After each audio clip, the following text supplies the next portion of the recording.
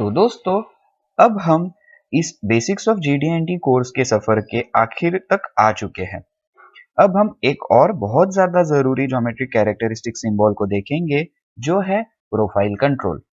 तो दोस्तों, profile control ये थर्ड एप्लीकेशन कैटेगरी इंडिविजुअल और रिलेटेड फीचर इसमें आता है। अब हम इसे इंडिविजुअल और रिलेटेड फीचर ऐसा क्यों कहते हैं? तो वो इसलिए है क्योंकि ये प्रोफाइल कंट्रोल जो है उसके लिए डेटम्स की जरूरत मैंडेटरी नहीं है। यहाँ डेटम्स लेना ऑप्शनल है।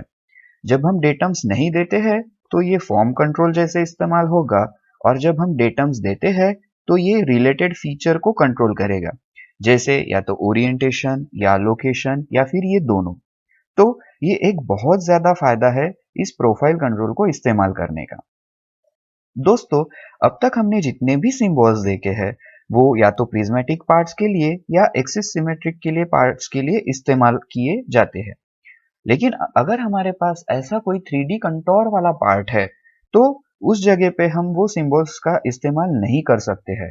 तो बस जो बचता है इस्तेमाल करने के लिए वो है प्रोफाइल कंट्रोल।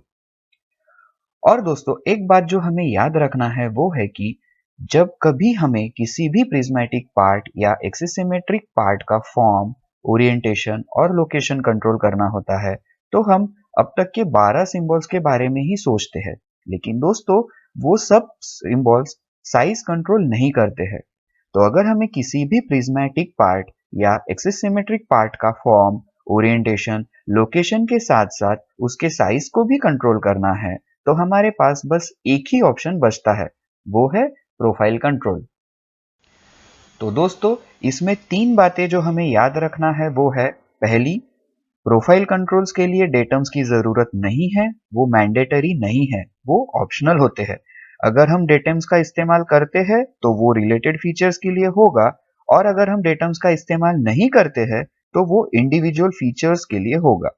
दूसरी बात यह है कि प्रोफाइल कंट्रोल जो है वो मेनली ऐसे 3D कंटोर्स को कंट्रोल करने के लिए होता है। इन प्रोफाइल्स को कंट्रोल करने के लिए हम इस्तेमाल करते हैं।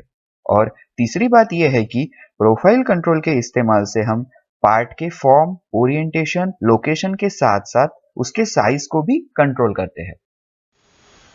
तो अब जब हमने कहा है कि प्रोफाइल कंट्रोल साइज कंट्रोल कर सकता है, तो दोस्तों हमारे पास साइज को भी कुछ टॉलरेंस देना होगा। तो हमारे पास कितने टाइप के साइज टॉलरेंस अवेलेबल है? तो वो है equal bilateral tolerance, unequal bilateral tolerance, unilateral tolerance in positive direction और unilateral tolerance in negative direction. तो इस तरह दोस्तों टोटल 4 पॉसिबिलिटीज हो सकते हैं। तो दोस्तों, प्रोफाइल कंट्रोल में हमारे पास दो टाइप्स होते हैं, प्रोफाइल ऑफ अ लाइन और प्रोफाइल ऑफ अ सरफेस। तो अब हम पहले प्रोफाइल ऑफ अ सरफेस को डिटेल में देखेंगे, फिर प्रोफाइल ऑफ अ लाइन को देखते हैं।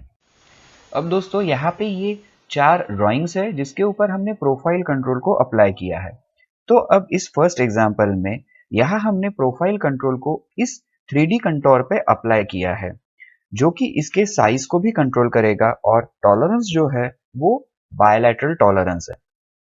अब इस केस में भी ये एग्जाम्पल इस एग्जाम्पल के जैसे पूरा सिमिलर है, लेकिन यहाँ पे जो टॉलरेंस है वो यूनिलैटरल टॉलरेंस है, मतलब मटेरियल के इनसाइड है, एक ही डायरेक्शन में है, इस केस में निगेटिव डायरेक्शन में है। इस एग्जाम्पल में भी पूरा सेम है, बस टॉलरेंस जो है वो पॉजिटिव डायरेक्शन है, यूनिलैटरल डायरेक्शन में एक ही साइड में है, पॉजिटिव डायरेक्शन में। और इस केस में जो है दोस्तों टॉलरेंस जो है बायलैटरल अनइक्वल टॉलरेंस है, कुछ अमाउंट पॉजिटिव डायरेक्शन में है, कुछ अमाउंट निगेटिव डायरेक्शन में है। तो दोस्तों, अब टॉलरेंस यूनिलैटरल टॉलरेंस है या बायलैटरल टॉलरेंस है, इसे जानने के लिए हम इस यू मॉडिफायर का इस्तेमाल करते हैं, जिसे हम यूनिलैटरली डिस्पोज्ड मॉडिफायर या अनइक्वली डिस्पोज्ड मॉडिफायर सिंबल कहते हैं। तो दोस्तों, ये मॉडिफायर जो है वो ASME वाई 14.5 2009 स्टैंडर्ड में पहली बार इंट्रोड्यूस किया गया था। इस स्टैंडर्ड से पहले 1994 के स्टैंडर्ड में हम ये मॉडिफायर सिंबल की जगह कुछ इस तरह से फैंटम लाइन का इस्तेमाल करते थे। अब ये फैंटम लाइन ऑब्जेक्ट के इनसाइड है, तो इसका मतलब है कि ये यूनिलैटरली डिस्पोज्ड है निगेटिव डायरेक्शन में, और वो भी मटेरियल के अंदर। अब इस एग्जाम्पल में फैंटम लाइन जो है वो यूनिलैटरली डिस्पोज्ड है, पॉजिटिव डायरेक्शन में है और मटेरियल के बाहर है।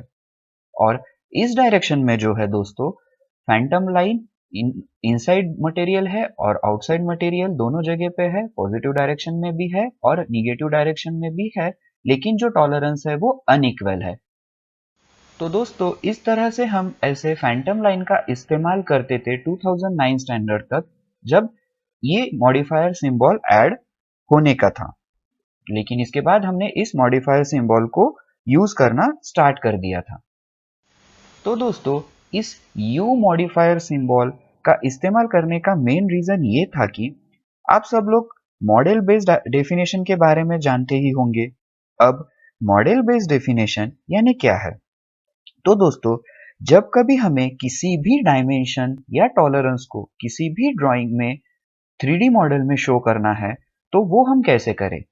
तो मॉडल बेस्ड डेफिनेशन का काम यही था। मॉडल बेस्ड डेफिनेशन इसे ही डील करता था।